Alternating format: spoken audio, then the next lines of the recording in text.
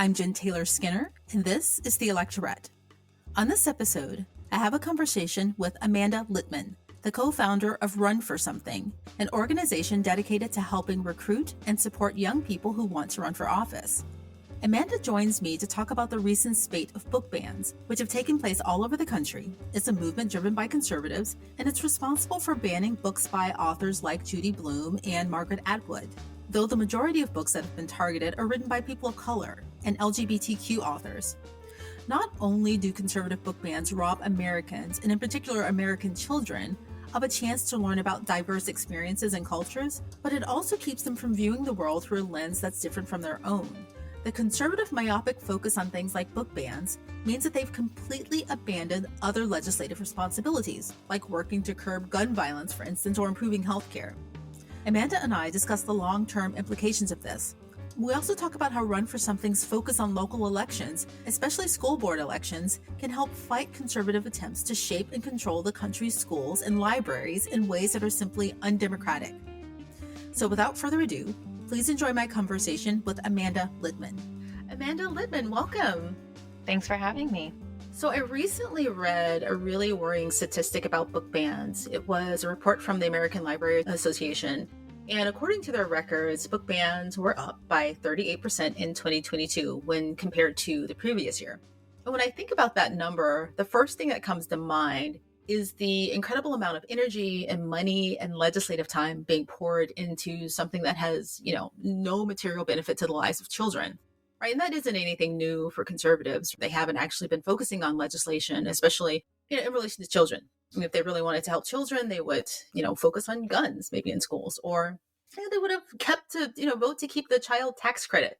It was lifted, millions of children out of poverty. But, they're banning Judy Blume and the Diary of Anne Frank. And what happens is that leaves Democrats in a really precarious situation where they're actually fighting on two fronts. They're fighting to keep harm from spreading, right? And in this case, with kids, right? And they're fighting for legislation to help constituents, right? And at this point, the legislation that they're passing, they're fighting for the entire country because no one else is passing legislation or even thinking about legislation. Do you foresee a time when Republicans will, begin to care again about having a legislative agenda, actually having policy? And what does that even look like? Like, how will that happen?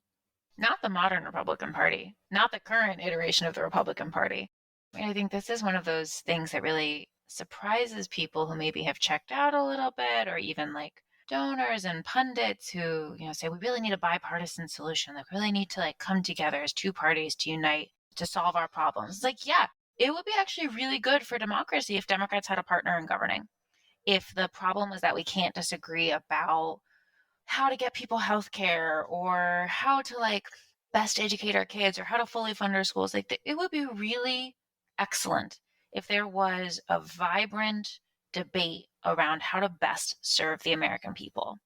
But we're seeing this in Congress right now with the Republican Party's inability to pick a speaker. They don't have their shit together. They don't have a vision. And their disagreements are not about any particular policy. Their disagreements are fundamentally about whether or not the government should exist at all in many ways. So I don't think with the modern iteration or the current iteration of the Republican Party, we're going to get good faith partners in governance.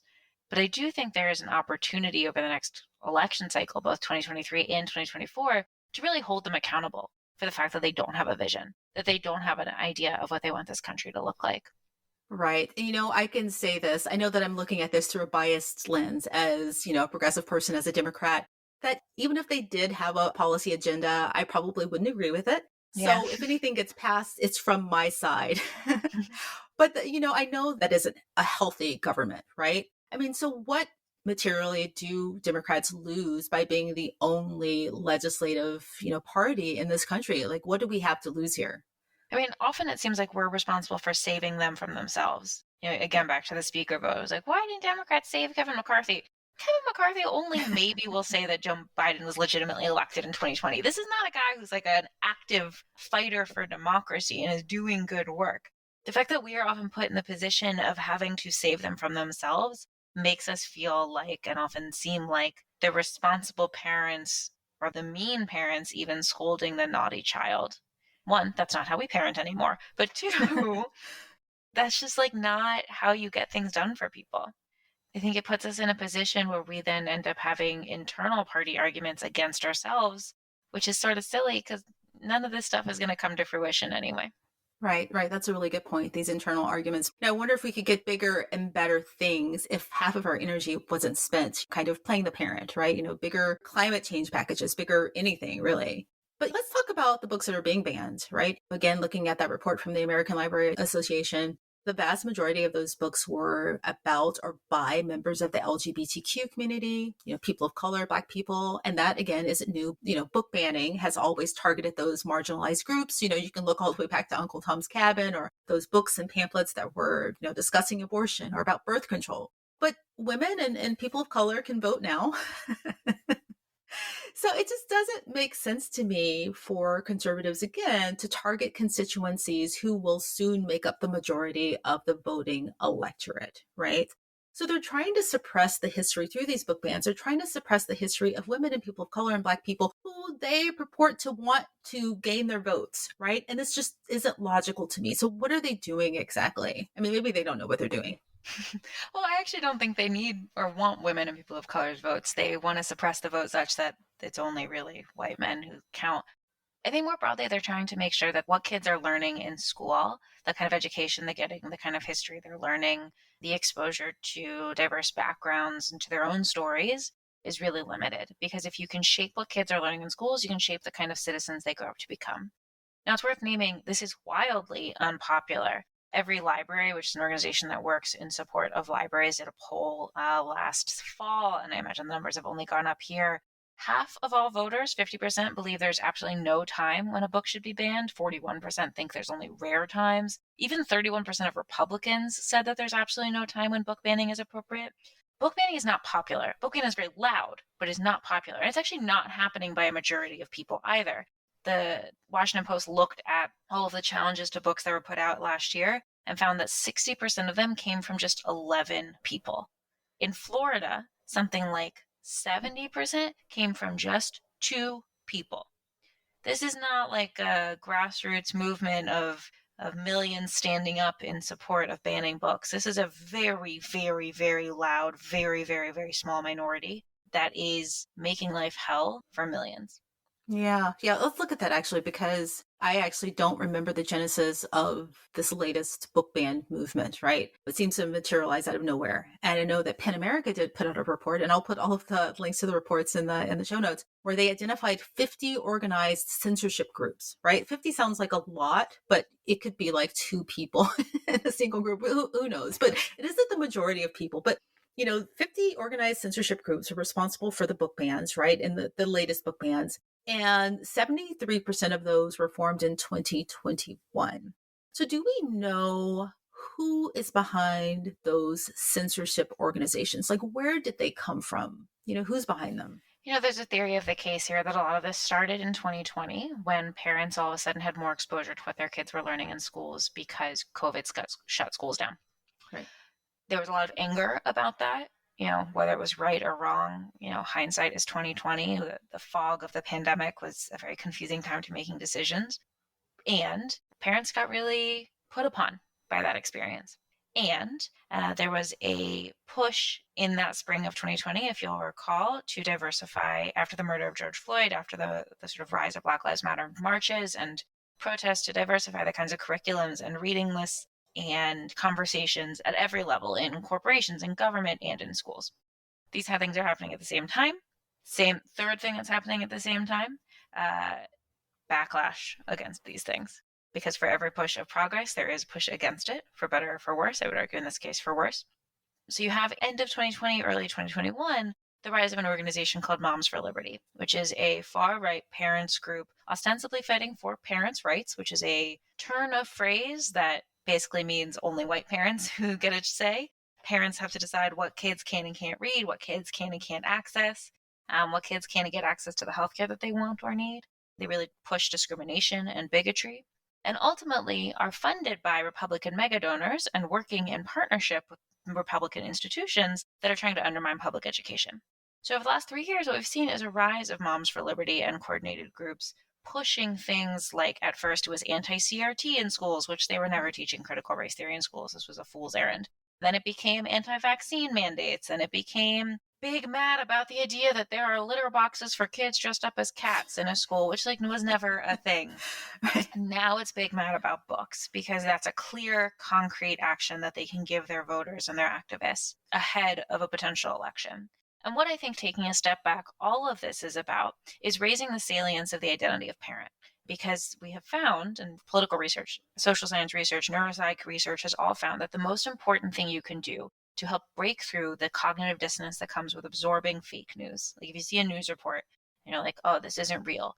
But how do you deal with the cognitive dissonance that comes with something that is so obviously untrue, but that goes against your identity, is to change the identity through which you're looking at. So can they make parent, mom, the highest level identity that someone is bringing with them to the voting booth? So that maybe they don't like Trump's tweets, maybe they don't like the racism, or maybe they do like the racism, who knows? But they don't like that guy. But as a mom, they know they can show up for their kids. So they're able to process the campaign in a very different lens. That is ultimately the political goal of this project, beyond undermining public education. And our job as folks on the other side is to not let them claim that territory and not let them claim that title without a fight. I wanted to talk about how you go from a Facebook group of conservative people, of moms, who don't like Judy Blume, to actually getting books taken out of libraries and out of schools, right? Because a Facebook group doesn't have any authority. They don't have any legislative authority. So what's the process like there?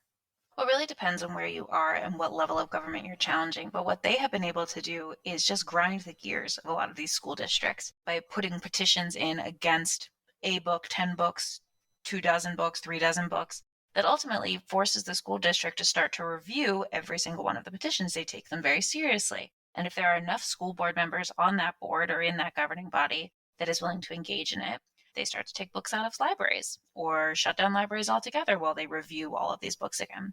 In Florida, where they've passed really more broad stroke laws against certain kinds of literature in schools, we've seen a number of counties simply turn their libraries off, shut them down, tape them down, not allow kids in to check books out because they have to review every book on the shelf. And Moms for Liberty and the coordinated groups have been really intentional about trying to win school board races at the same time in order to give themselves friendly advocates on the other side of the table. And that is where Run for Something is really trying to play a part here. We want to make sure that we are electing school board members who care about making sure schools are safe places for kids to learn, to be themselves, to be free of discrimination and bullying. We want to make sure that schools are focusing and school boards are focusing on the issues that matter: teachers' pay, facility funding, arts and science education. Everything else is a waste of time. Everything else is a waste of time. Yeah. So we're trying to make sure we can recruit and support candidates for as many of these school board races as possible to fight back against Moms for Liberty. Yeah. Now, you mentioned Florida earlier. I was looking at a map that showed where the majority of book bans are happening. And there was a map, and I can't remember where I saw it, but I'll post it when I find it. Texas had the most book bans. No surprise there. Florida was second. I think Tennessee was third. And there were a few other smattering of states across the country. So almost all states, including my state, which is a very progressive state, Washington state, have had some book bans, right? There are very few states that haven't had any book bans, right? And I've seen videos of these school board meetings. I mean, some of them are just wild, right? And, these heated debates over, not just book bans, but masks and, trans kids playing on sports teams, right? I mean, they just get out of control. And I know that you work with very young, very progressive candidates. It just doesn't seem like a really friendly environment for these candidates to go in. And I'm just curious that who is the right person to run for, say, these school board positions? Well, let's take a step back and make sure we understand the landscape we're working in. There are more than 80,000 elected school positions across the country. In any given year, about 20 to 25 of them are on the ballot. About half of those elections happen in November. The other half happen throughout the calendar year. 75 to 80% of school board races cost $1,000 or less. 85% cost under $10,000. Most school board members right now are white. School board is the only level that has gender parity, and in fact, women outnumber men. It's about 55% women. The median school board member is 59, so it's often older. We are trying to change that. We want to bring in more young, diverse voices into these offices, knowing that they are going into often hostile environments. We have seen school board members get doxxed, get harassed, get attacked, have their physical and emotional safety threatened. So we're trying to build community and resiliency among them to make sure that at the very least they're not alone and that we can have their backs. Are those demographics similar in districts where the majority of constituents aren't white, right? Or aren't, I mean, do white board members and women dominate in school districts, let's say in, the middle of Chicago or in, some other place, right? Is that true? Do you know that? I don't know off the top of my head, but I would assume that because a vast majority of school board members are white and like statistically it seems unlikely that a vast majority of school districts are majority white, although maybe that there is some disconnect there, but I don't know any of those numbers off the top of my head, unfortunately.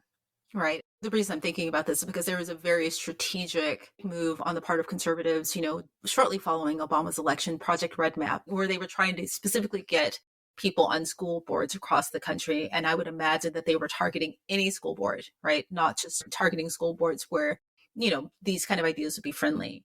Totally. And actually, it goes back even before Project Red Map, which was 2009, 2010. As early as 1996, Ralph Reed, who was the leader of the far-right Christian movement to bring their values into government, has said, I'd rather have 1,000 school board members than one president. They knew what they were doing. This is a decades-long effort, and it is paying off in many ways. We have a chance to stop it. So what do you say to people who say, and you hear this a lot online, and I'm sure you hear this in in-person debates too, they say, well, it's just a red state. It's just Texas. Why do we care about Texas? We've got New York, we've got, Washington State, we've got California. You live in Texas. This is the government you get. The kids aren't going to see all the books. Like, what's the problem with that argument? What happens in a red state or a red county never stays in that red state or red county, both figuratively and literally. Texas is a good example because Texas is one of the biggest markets for textbooks. They are often getting line item veto. Their Texas State Board of Education in particular has line item veto power over what appears in those textbooks. They have done things like in the past, change how we talk about the Alamo, change how we talk about African American history, change the way you talk about the Second Amendment in these textbooks, which then often get sold to other districts outside of Texas. So on a very literal level, you are having crazy Texas Republicans determining what your kids could be learning in other states. We have also seen across the country school board challenges or school board book ban challenges that are successful in places like Texas pick up steam in other communities. If they work there, they'll work elsewhere. And in fact, the superintendent of education in Oklahoma, this guy, Ryan Waters, who is crazy and is partnering with Moms for Liberty as like a real culture warrior, he wants to put Bible verses in every public school. Oh, goodness. He's really cuckoo bananas. He has specifically said he's taking his cues from what he's seeing in other states, and Republicans in other states are watching him to see what he can get away with. If he's able to push the boundaries of what's possible, they can at least go a little bit further. The final piece here is that even in Florida, we just saw, I think earlier today, Seminole County has removed a couple dozen books from their libraries, not because they've been challenged in that county, but because other counties have seen them challenged, because other counties are dealing with this. What happens in these places never stays in these weird places. Separate from all of that, even if you're like, oh, I think my kids will be fine, or I don't have kids in public schools, like, don't you think Texas kids deserve a good education? Exactly. They're going to grow up to be the future voters, and they deserve a good education.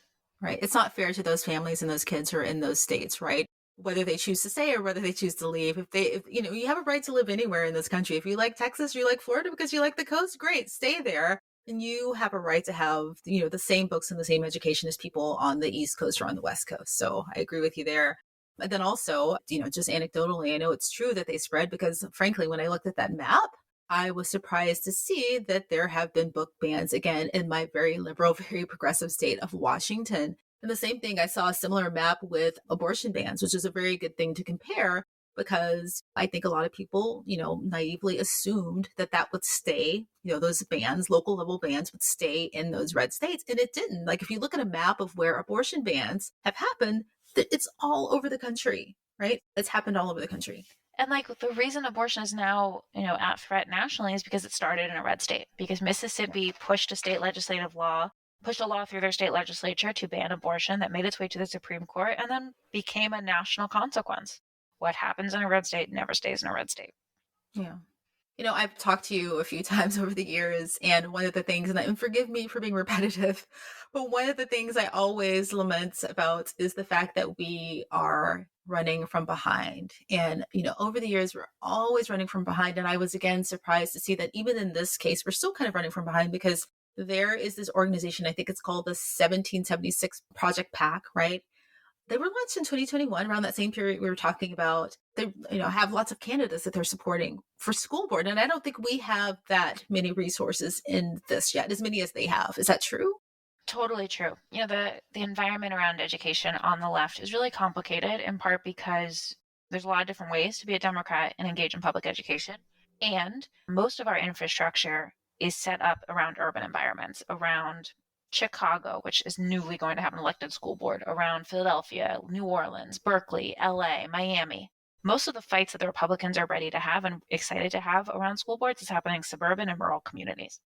Run for Something's 50-state school board strategy is a specific measure to try and combat that. So we're trying to build the infrastructure that would allow us to work in as many of these school board races as possible everywhere that public education is under threat, which unfortunately is everywhere. And that's just not where the left has been set up over the years. So what did you mean by Chicago is going to newly have a school? What's happening in Chicago specifically? So Chicago is going to be electing their school board for the first time in quite a long time. And I want to be really precise in how I describe it, so I'm going to look it up. So Chicago is moving to an elected school board for the first time in November 2024. They're currently going through the redistricting or zoning process. And this is pretty new. The first election for half of the 21-member board is going to take place in November 2024. The remaining members will be appointed by the mayor, as they have been over time. 2 years later, the entire board is going to be elected. The state legislature is responsible for drawing the map of the districts. They have until April of 2024. And this is a really important process because elected school board members, as opposed to appointed ones, have a chance to be held accountable by the voters over how schools are going. So I think it's a really exciting development for the city of Chicago. That is exciting. So elected versus appointed. And so is Run for Something involved in this at all? We're absolutely going to be looking to help recruit candidates for these races. Excellent, excellent. You mentioned something earlier that I wanted to go back to about the kind of emotionality. You didn't use those words, those are my words. The emotionality behind getting parents behind these efforts, right? Elevating mom as this kind of central character in electoral politics, the person that we need to help the most, the mother, right? Kind of elevating mom. And it's actually easy to get people to rally around motherhood and children, right? Especially when you are pushing the idea that harm is potentially being done, right? Like I was listening to something the other day, and conservatives, they use the same wording. Let's just talk about, trans kids. They say, they're mutilating children. And they all say that they're mutilating children, right? Which is not happening. They've chosen their words carefully. And, people think that we've got to help these poor children and the moms whose kids are being mutilated. And they don't think any further than that, right? But, the same thing with book bans. These children are reading these horrible things about Anne Frank and they feel guilty. And so it's easy for people to get on the bandwagon of protecting your children from harm when the opposite is happening. Do we have counter messaging that's equally as emotional but factual?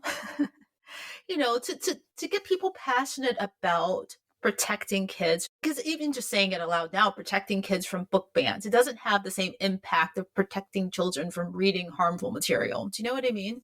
Well, I think first it's worth defining what we are saying is important. And I think we've seen a lot of good message research about freedom to learn, freedom to read, freedom to love, freedom to be who you are, freedom to go to school safely, freedom for the parent not to be worried that their kid is going to come home or not come home at all when they leave for school in the morning. And as important as what we're saying is who's doing the saying. They have really been able to build up a stable of compelling messengers on this. It's often white women parents, white moms, who can make a compelling case to their peers. I say this as a white woman and a mom, doesn't work on me, but there is an intentional choice of messenger there. And one of the things that we're trying to combat is making sure that we have compelling messengers on our side who can make the case honestly, personally, specifically, who can talk tangibly and tactically about what they're doing in their community locally, because it's not compelling to hear Joe Biden talk about this. There's not much he can do. Book bans are theoretically already kind of counter to the First Amendment. It's all right, Mr. President, now what?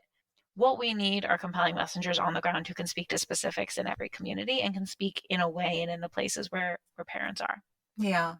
So, on the flip side of that, as a mom with school-aged children, I know that a lot of really younger people are getting involved in politics, and I know that Run for Something focuses on a very specific demographic, I think under 41. It's not compelling to me. Well, it is compelling because I follow these issues, but I'm just saying, let's just say some other mom out there, it may not be as compelling to a mother to see a Gen Z person who is freshly maybe out of college, who doesn't have the experience of, fighting for a kid to keep their library, stocked. How do you find candidates who can appeal to people who may have had a life experience, specifically in relation to book bans in schools? We are absolutely still working with people 40 and under. And I think it's really, really important to bring young voices into leadership, especially where maybe they're not parents themselves, but they're often recent students, especially when you're talking about schools and school safety. Gen Z is the generation that grew up doing school shooting drills, like school shooting drills since kindergarten. Yes. That's really important to have as part of our leadership. And I really think it's important to name. We do not think that it should only be Gen Z or millennial leadership, but we are very clearly left out of the conversation right now, or left out of leadership right now. So we want to fix that. We want to bring a diverse group of voices to the table. And we have found that especially when young people are running and they're running against boomers or even older folks who really don't have kids in the school system anymore, they're able to bring a really exciting energy to the race that others just can't always share. So, aside from school board, what are some other races that we should be focused on right now? I think we really got to pay attention to state legislative races. We're just a couple weeks out from the Virginia state legislative race, which will determine whether abortion is accessible in the last state in the South, down in Virginia. We got to look at city council and municipal elections, thinking about the cost of housing. That's a locally determined issue, whether or not we can build more affordable, make it easier for people to live where they want to live and stay where they want to live. We got to take a look at things like DAs, as you named, both for what they can do on criminal justice, but again, what they can do to circumvent some of these dangerous state laws, like they have prosecutorial discretion. And of course, we always have to be looking at positions that can directly affect election administration. So city and county clerks, recorder of deeds, in some places, tax assessor. Might have something to do with voter registration or election administration. So Run for Something is working on all of these, plus many, many more, really to build power from the ground up and make people's lives better. The electoral process is a long process, right? And we're close to 2024, but we're pretty far out. And who knows when we're going to have parity here to match conservatives on these school boards, right? If you're a person who's listening right now and you're concerned about the bans, what can you do right now, just as a constituent, as a voter, to help kind of slow down or stop these bans? Go to the meetings. Go to the meetings in person if you can, on Zoom. Many of them are held virtually if you can't. You'll be surprised at one, how few people are there and how loud your voice can be in that mostly empty room. And, think about running for office yourself. Even if your school board isn't up this year, it might be up next year or the year after. Start to have those kinds of conversations. You can go to runforwhat.net to look up what offices are available to you to run for in the next year. We will help you get started and help you along the way. But it is never too early and very rarely too late to start thinking about a campaign.